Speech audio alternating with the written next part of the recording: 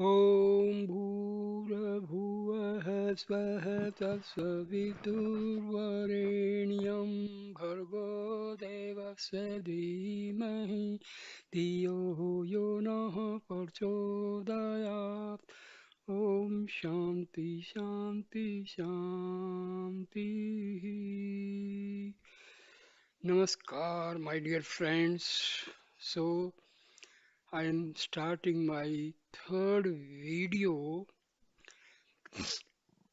talking about Final Talks, a book written by Annamalai Swami, a very important piece of teachings of Maharshi Ramana and Annamalai Swami. It is very good for those who are interested in self inquiry. So I start with a question put to Annamalai Swami. As I mentioned before, I hear the sound all the time, but I feel that the experience is not deep enough to take me back to an absorption in the self. I say this because I am not experiencing the peace that Swami is talking about, the peace in which the sound disappears and leaves peace alone. I'm trying to go deeper. I'm asking myself where the feeling of the sound comes from because I want to remain in the heart in bliss. Annamalai Swami replies, Inquire, who am I or what is my real nature? The nature of the self is nothing but peace. If you are not aware of that peace, it means that you are identifying with something that is not the self. As long as you hear, taste, and smell things, you identify with the body. When the perceptions and the perceiver of them vanish, you become aware of the peace that is there all the time. Next question. I hear the sound, then I ask myself, who is hearing the sound? And the answer is I. What happens next depends on where I am. If I am in Swami's presence or in the meditation hall at Sri Ramanashramam, I feel the presence of the self and the bliss of peace. But when I am away from Swami, it is not so easy. Annamalai Swami replies, You need not hold on to that because you are that all the time. That is enough. You are that. How can you hold on to that or feel separate from it or try to get it back or lose it? If that is your real nature, how can you pretend that you are nearer to it in two places and separate from it when you are somewhere else? Question put to Annamalai Swami. I have the experience of that with Swami, but I do not know have that experience when I am away from him. This is definitely my experience, so I do not really understand what you are telling me. Annamalai Swami replies, Your understanding or your lack of it does not affect the truth of what I am saying. You are that. See who you are, and there will be nothing obstructing the experience of the you are. That means you are the soul, the reality. Question. I still say I see who I am when I am near Swami. When I am away from him, I can remember it as a fact, but it is not my direct experience. Ramlai Swami says, replies, This is because you identify with your body and your mind. Your mind is making you believe that a certain experience can only happen when you are in a particular place. Give up this identification and you will find that the self is everywhere.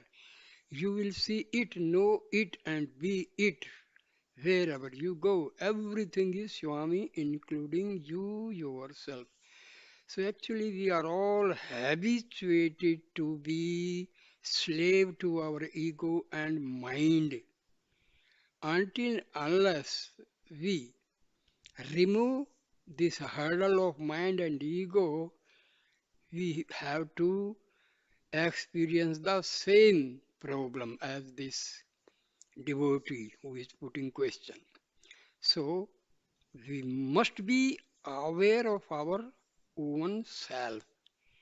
That is most important point, but it takes time to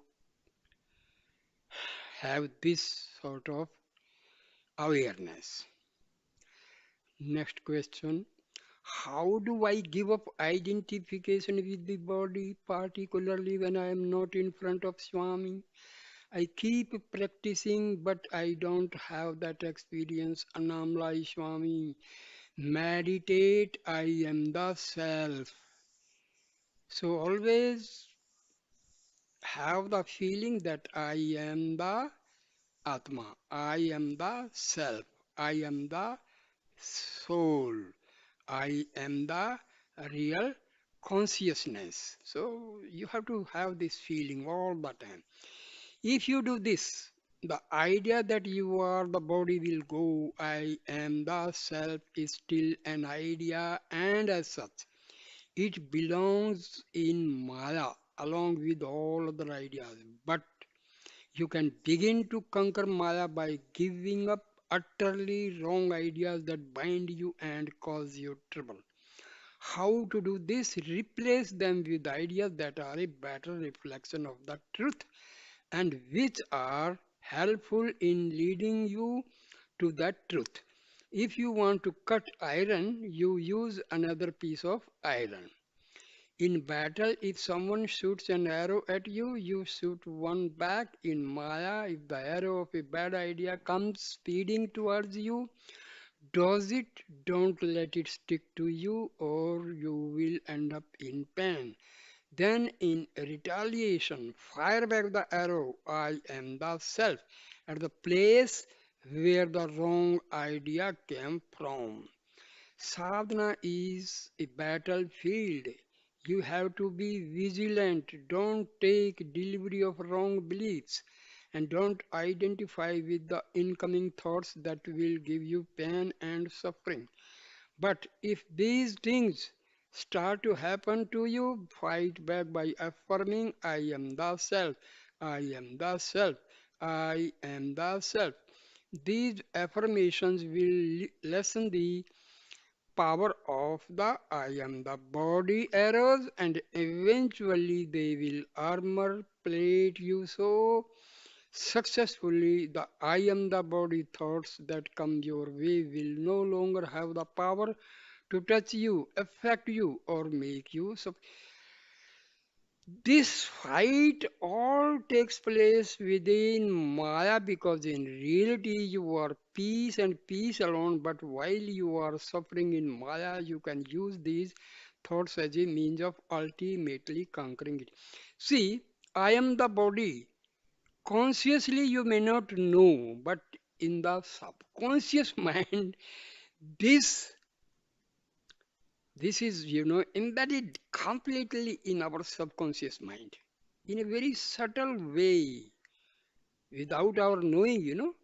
I am the body idea is the foremost idea, foremost thought. We may not know it consciously, but unconsciously it is all the time present, and this is the most difficult problem. Next question. To remain as myself, to have this awareness, I am the self, is it enough that I merely hear the sound because I do hear it everywhere? Annamalai Swami. If it is constant, it will be enough. If you don't forget your real self, that will be enough. Your real self is everything, not an atom exists apart from the self. You, the real you, the self are all inclusive. When I say give up your identification with the I am the body idea, I do not mean that you are not the body. I mean that you should give up the idea that you are only the body. You are all bodies, all things, all creation, but paradoxically, this knowledge will not come to you unless you give up identifying with particular objects such as I am the body and limiting the thoughts such as I am so and so called. When you have given up all thoughts, all identification, the true knowledge suddenly dawns on you. I am the unmanifest self and I am also the whole of manifestation. So, I tell people this physical body is not you. The mind is not you. Go beyond them to see what is really behind them.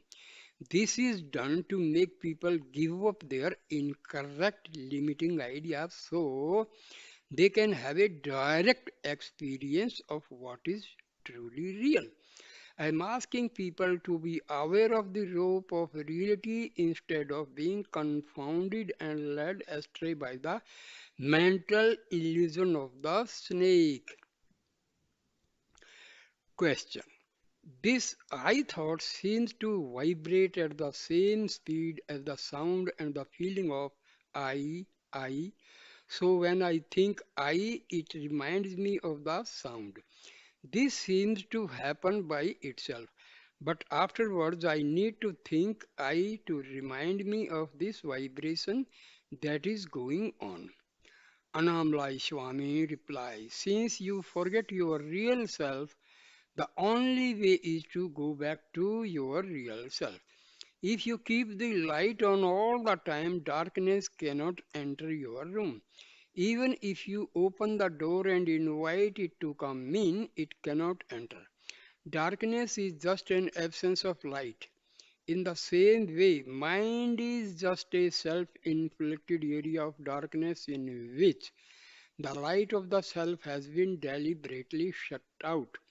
You live in the darkness by insisting on believing ideas that have no validity, and you live in the light of the self when you have given up all ideas, both good and bad.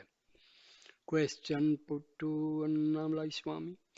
So, you are saying that believing that I am a body and a particular person is purely imagination, or better still, a bad habit that I should try to get rid of.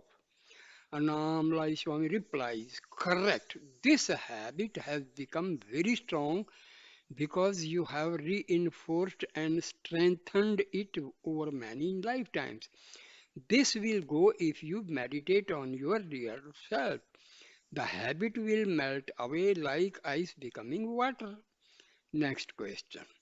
Bhagwan once remarked that free will is non existent, that all our activities are predetermined, and that our only real choice is either to identify with the body that is performing the actions or with the underlying self in which the body appears. Someone once said to him, if I drop this fan, will that be an act that has always been destined to happen in this moment? And Bhagwan replied, it will be a predestined act. I assume that these predestined acts are all ordained by God, and that as a consequence, nothing happens that is not God's will, because we as individuals have no power to deviate from God's ordained script. A question arises out of this, if I remember the self, is this God's will? And if I forget to remember at a certain moment, is this also God's will? Or taking my own case, if I make an effort to listen to sound I, is this God's will or is it individual effort? Annamalai Swami replies, forgetfulness of the self happens because of non-enquiry. So I say, remove the forgetfulness through enquiry. Forgetfulness or non-forgetfulness is not a part of your destiny. It is something you can choose from moment to moment. That is what Bhagwan said. He said that you have the freedom either to identify with the body and its activities, and in doing so forget the self, or you can identify with the self and have the understanding that the body is performing its predestined activities animated and sustained by the power of the self.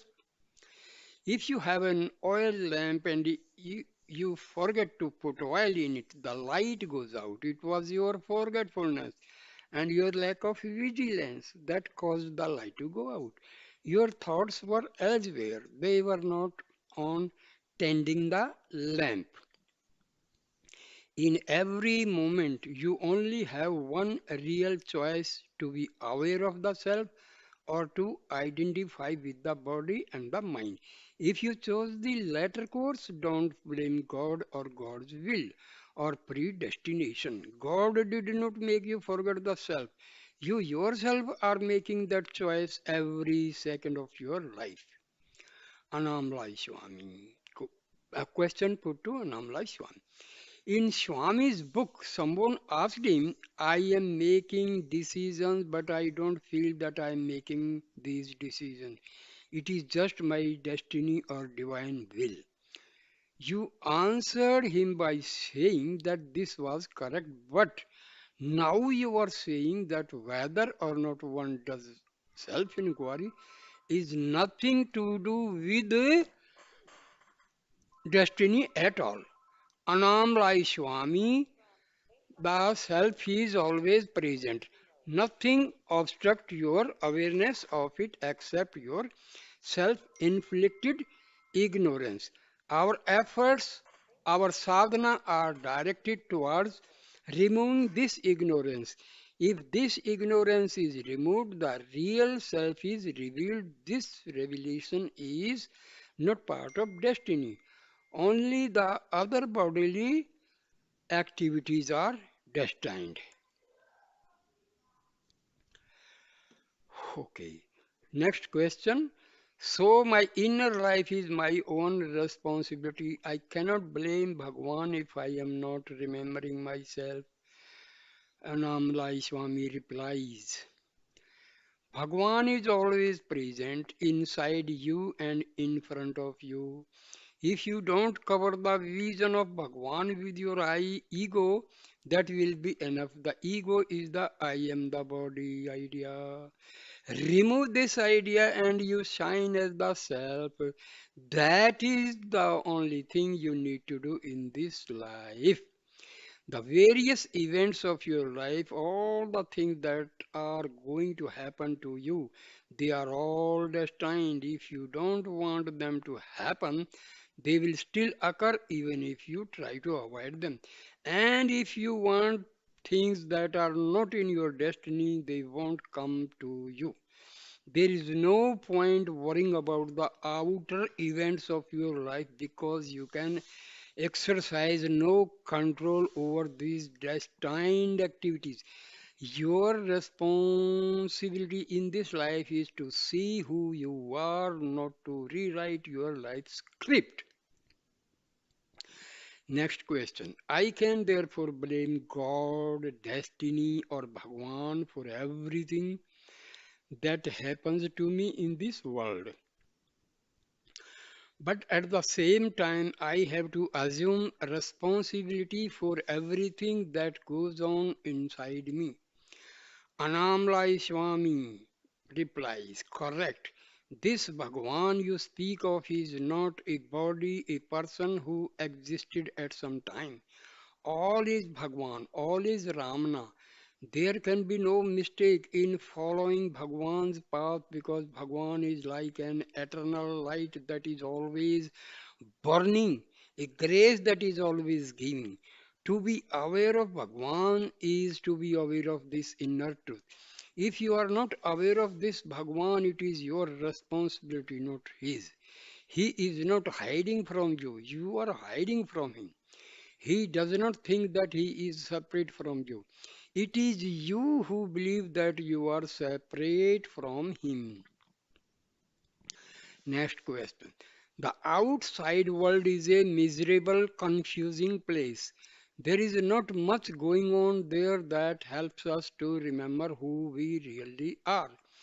Annamalai Swami, yes, you can say that this state of affairs is also Bhagwan's grace, Bhagwan's compassion. You could say that he keeps the world like this as an incentive to go inward. This state of affairs sets up a real choice. If we go outward, there are problems. If we go inward, there is peace. Next question. I want to ask about some other aspect of this that sometimes trouble me. The desire to become absorbed in the self seems to be some kind of vasana. It is still a desire, and to indulge in it implies that I must look for something that I don't already have.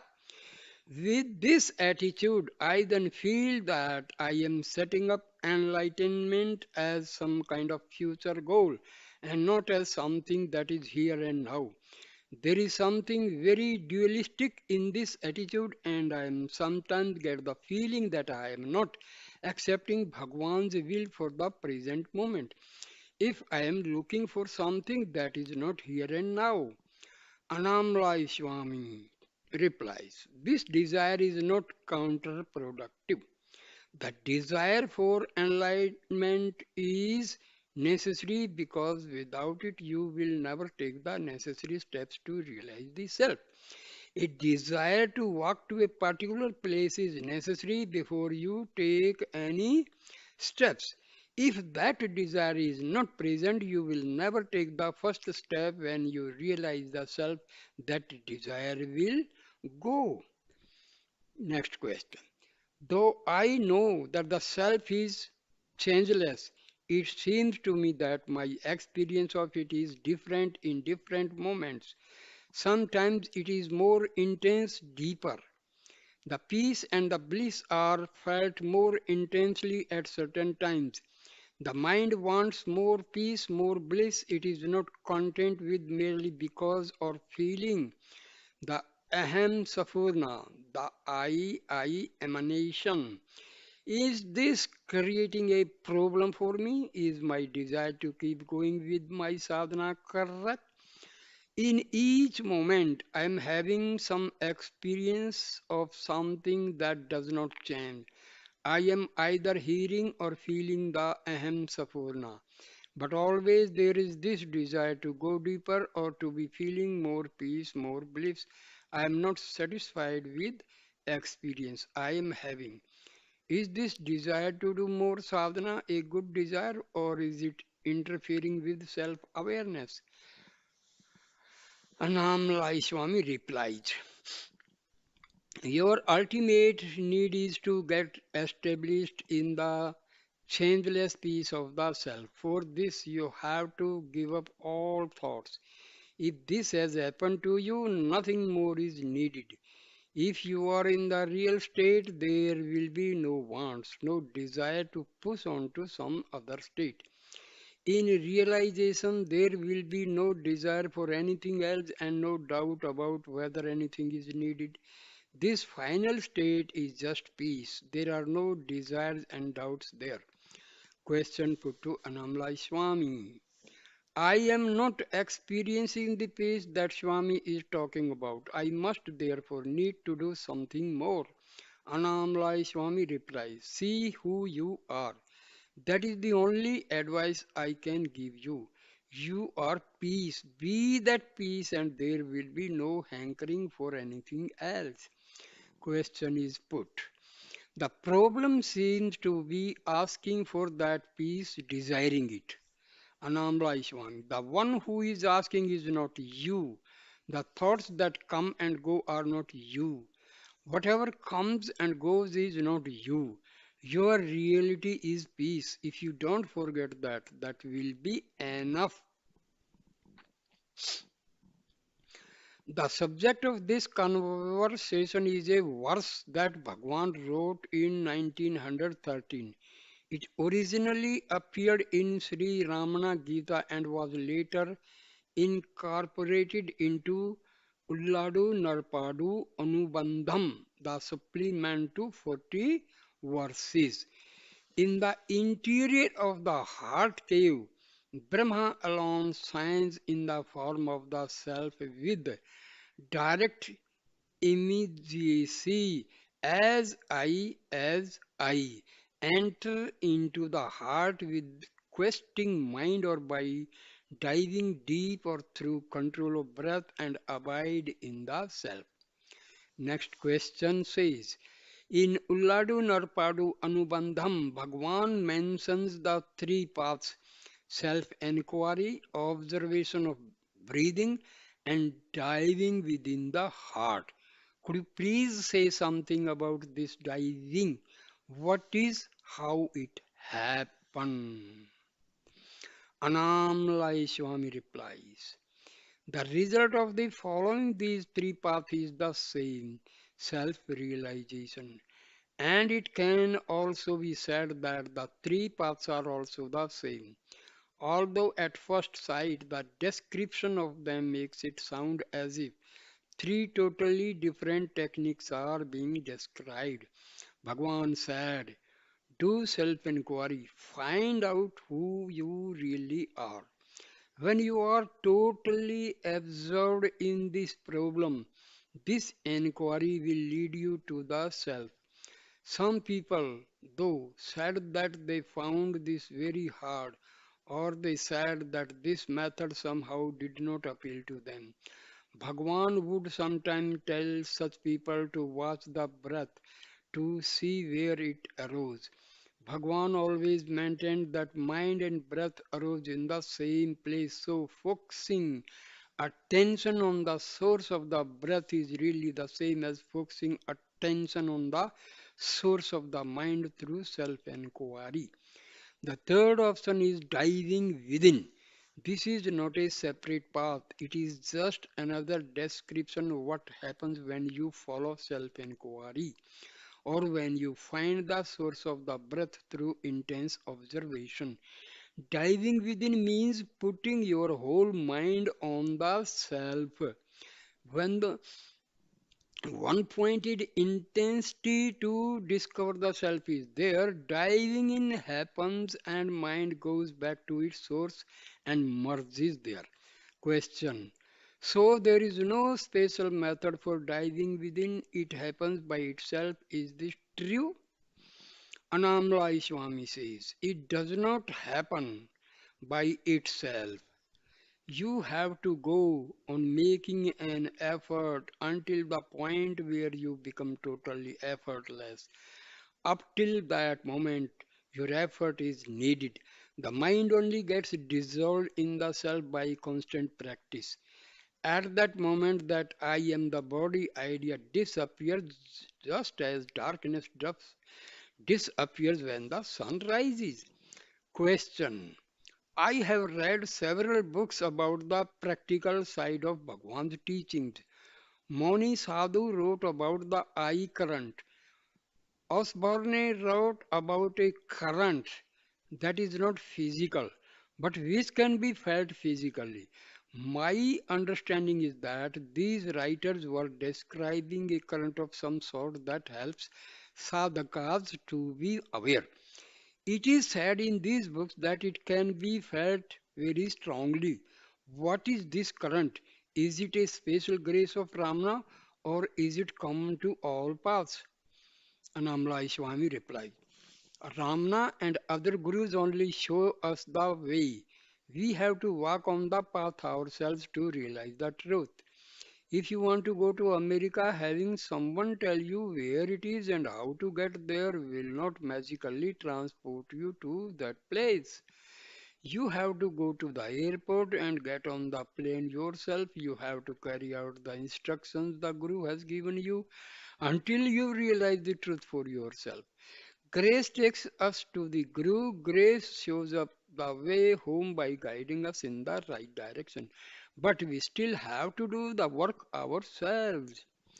Question. My question is not so much about grace itself, it is about this eye current that I have been reading about. Is it the grace of Ramana? Is it the grace of the self? I do not know the answer to this question, but I feel this current very strongly inside me. Annamalai Swami replies, this current, this I am consciousness is present within all of us. It is not something special that devotees of one particular guru have. It is our nature, and as such, it is common to all. But only a few souls are mature enough or ripe enough to be aware of it. Though it is present within all of us, grace puts us in touch with it and gives us a taste of what it is like. And once that taste is there, the thirst to realize the self follows. Tayumanuvar, a Tamil saint whom Bhagwan often quoted, wrote in one of his poems, my guru merely told me that I am consciousness. Having heard this, I held on to consciousness. What he told me was just one sentence, but I cannot describe the bliss I attained from holding on to that one simple sentence. Through that one sentence, I attained a peace and a happiness that can never be explained in words. See, in our Hinduism, there is a process known as Shaktipat. Once a realized soul gives or showers his grace to a ripe sadhaka, so even one word or one sentence will do the magic. That is a fact. Maharshi Ramana used to just put a serious glance over a person, and that person used to get a very blissful experience. Same way, Ram, Ram, mm, Paramahamsa Ramakrishna used to do the same thing. He used to touch a ripe soul, and that person would get bliss, and sometime his Kundalini Jagaran may occur. So these are the facts. But this happens only in case the person is already ready, not to just a rowdy person. The person must be pure hearted. He must be having sattvic pravritti. Not everybody just look and no, nothing like that. Only deserving and eligible sadhakas will experience this type of divine grace, not everybody. Question. When Bhagwan spoke about the death experience that happened to him when he was about 16 years old, he said, I held my breath and kept my lips tightly closed so that no sound could escape. Neither the word I nor any other word could escape. Why did he do this? Annamalai Swami replies, he did not want mental energy to escape through the mouth. The five senses are always moving outwards in an attempt to engage the world. The mouth is one of the channels through which the five senses move outwards into the world. When the mind and the breath are restrained, when mental energy is not moving outwards to engage with the world and its object, the mind starts to go back to its source. At 16, Bhagwan may not have known this, but this is effectively what happened. This death experience was something that happened to him. It did not occur as a result of something that he consciously did. Question. Bhagwan wanted to know the answer to the question, who am I? He seemed to find the answer straight away. When I ask the question, when I try to find out what the self is, I can reject thoughts that arise as being not me, but nothing else happens. I don't get the answer that Bhagwan did, so I am beginning to wonder why I am asking the question. Annamalai Swami reply. You say that you are not getting the right answer. Who is this you who is not getting the right answer? Question. Why should I ask? Asking has not produced the right answer so far. Annamalai Swami replies, you should persist and not give up so easily. When you intensely inquire, who am I? The intensity of your inquiry takes you to the real self. It is not that you are asking the wrong question. You seem to be lacking intensity in your inquiry. You need a one pointed determination to complete this inquiry properly. Your real self is not the body or the mind. You will not reach the self while the thoughts are dwelling on anything that is connected with the body or the mind. Question. So it is the intensity of the inquiry that determines whether I succeed or not. Annamalai Swami replies, yes, if inquiry into the self is not taking place, thoughts will be on the body and the mind. And while those thoughts are habitually there, there will be an underlying identification and I am the body, I am the mind. This identification is something that happened at a particular point in time. It is not something that has always been there, and what comes in time also goes eventually, for nothing that exists in time is permanent. The self, on the other hand, has always been there. It existed before the ideas about the body and the mind arose, and it will be there when they finally vanish. The self always remains as it is, as peace without birth, without death. Through the intensity of your inquiry, you can claim that state as your own. Inquire into the nature of the mind by asking with one pointed determination, who am I? Mind is illusory and non existent. Just as the snake that appears on the rope is illusory and non existent.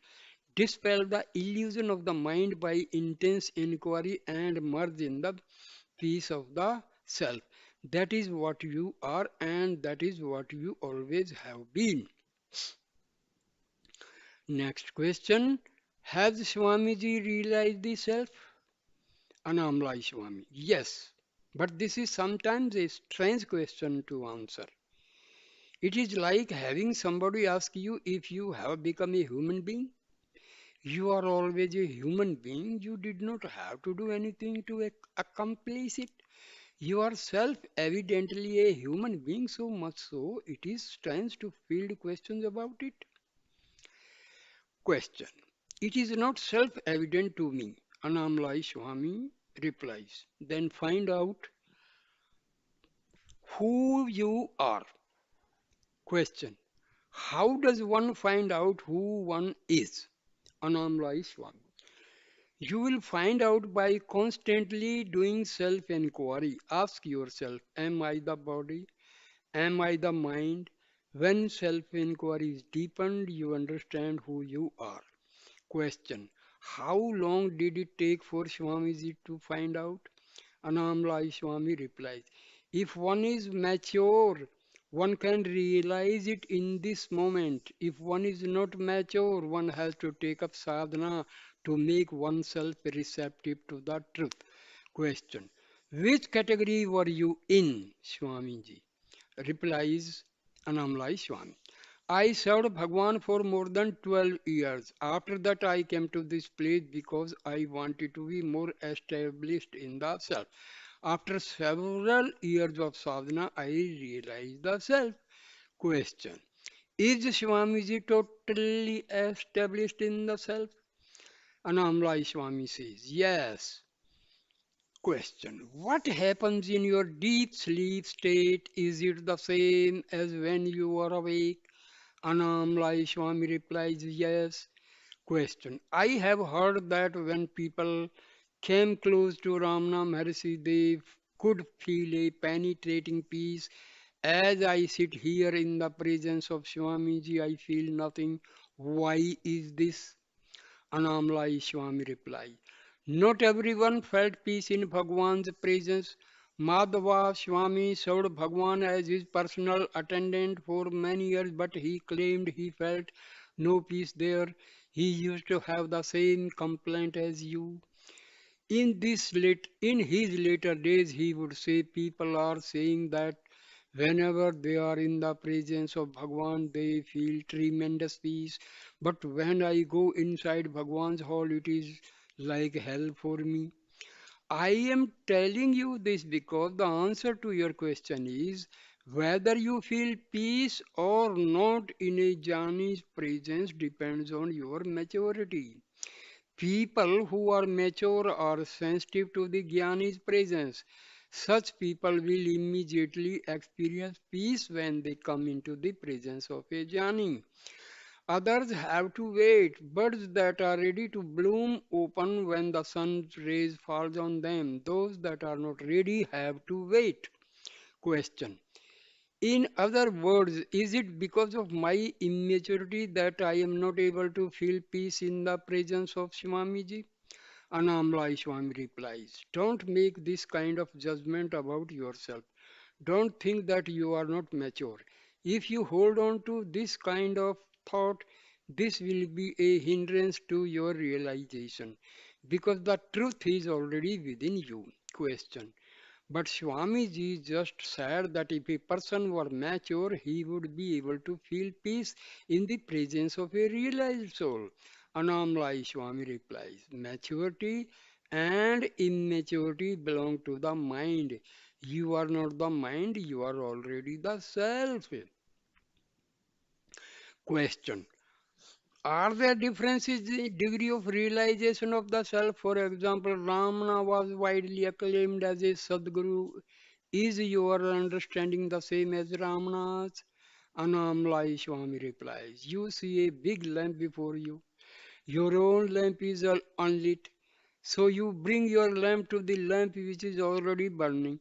And when you go away from that lamp, you have your own lamp, your own light. Wherever you go from that point on, the light is with you. The state of jnana is the same for all. Anyone who realizes the self is the same state of peace which is beyond the mind. Though the experience of the self is the same in all cases, it is true that some jnanis end up helping a lot of people, whereas others who are equally enlightened may help fewer people. Some jnanis do not reach at all, they live ordinary lives and are rarely, if ever, recognized for what they really are.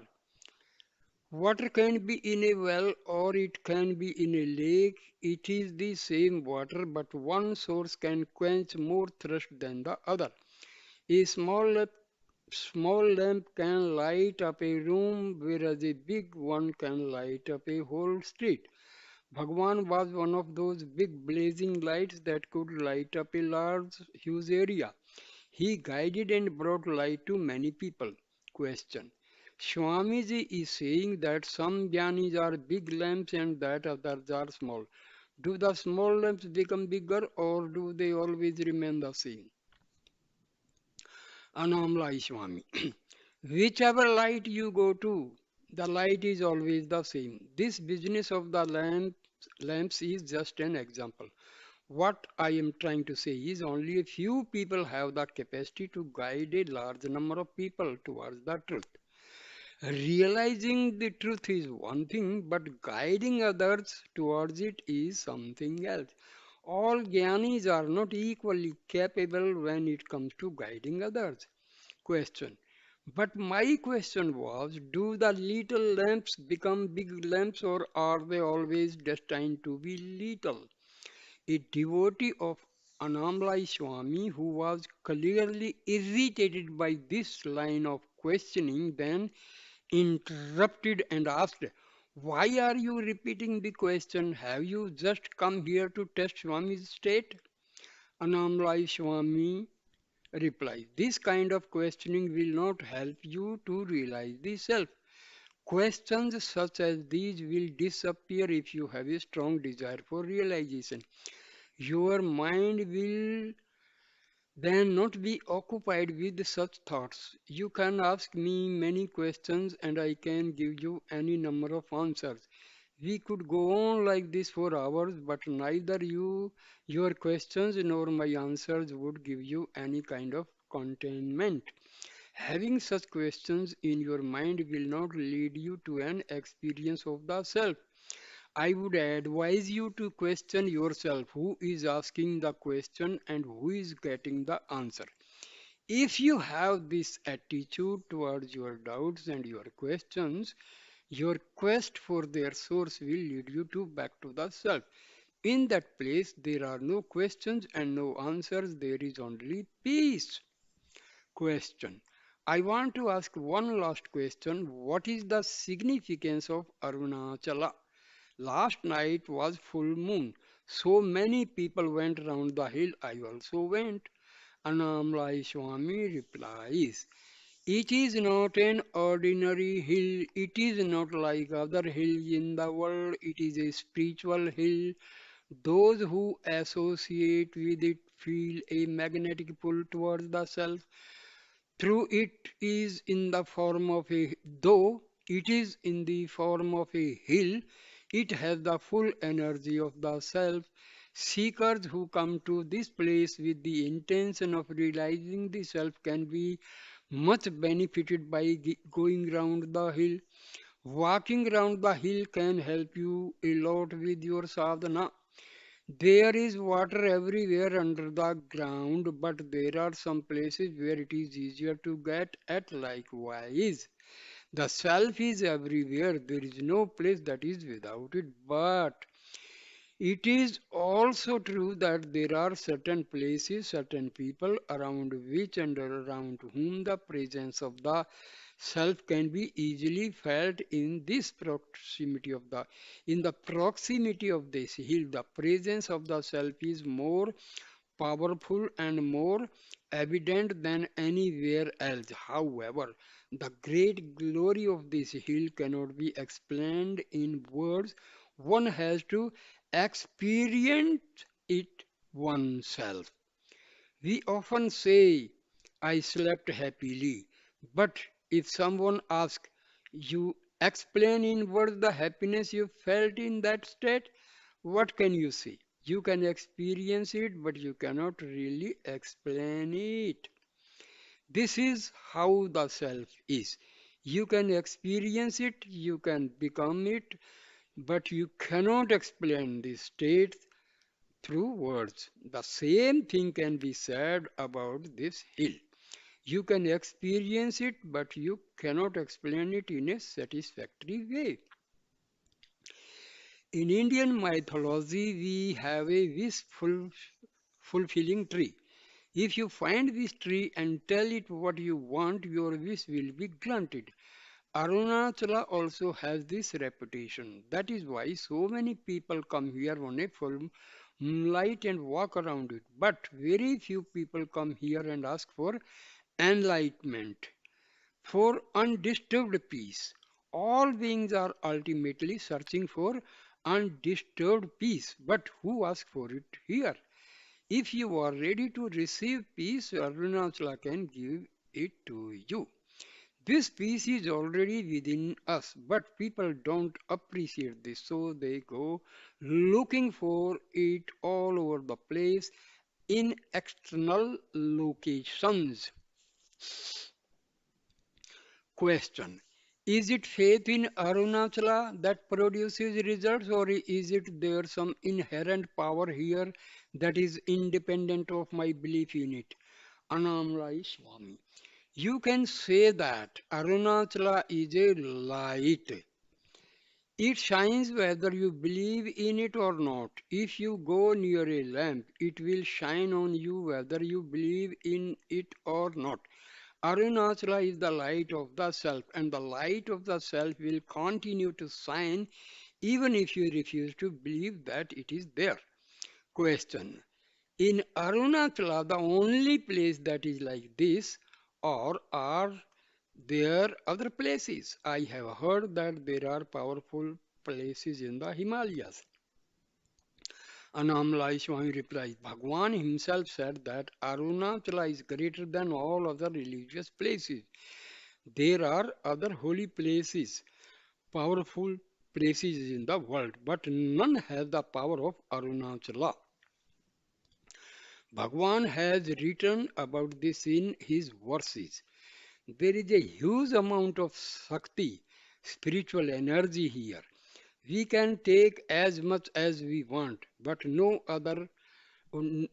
matter how much we take, the original amount is never diminished.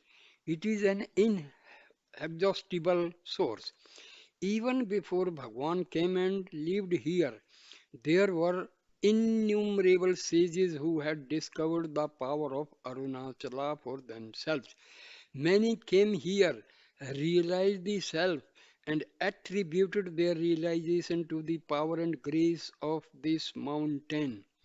Bhagwan has praised this mountain in his poetry, and other sages have talked about the spiritual greatness of Arunachala in their verses and in other teachings. Though others have praised the mountain, they did not succeed as well as Bhagwan in making Arunachala and its power famous all over the world. Bhagwan has revealed the secret of Arunachala, which is why so many foreigners now come here. Bhagwan always maintained that the power of this mountain was not a matter of belief. He said that if you sit in the shade of a tree, you will feel the cool shade. This is a physical fact, not a matter of belief. Then he went on to say that Arunachala worked in the same way. It affects the people who are here, whether they believe in it or not. He once said, Arunachala is like a fire. If you go near it, you will feel the heat, whether you believe in it or not. I also heard him say once, if you go round this hill, it will give you its grace even if you don't want it.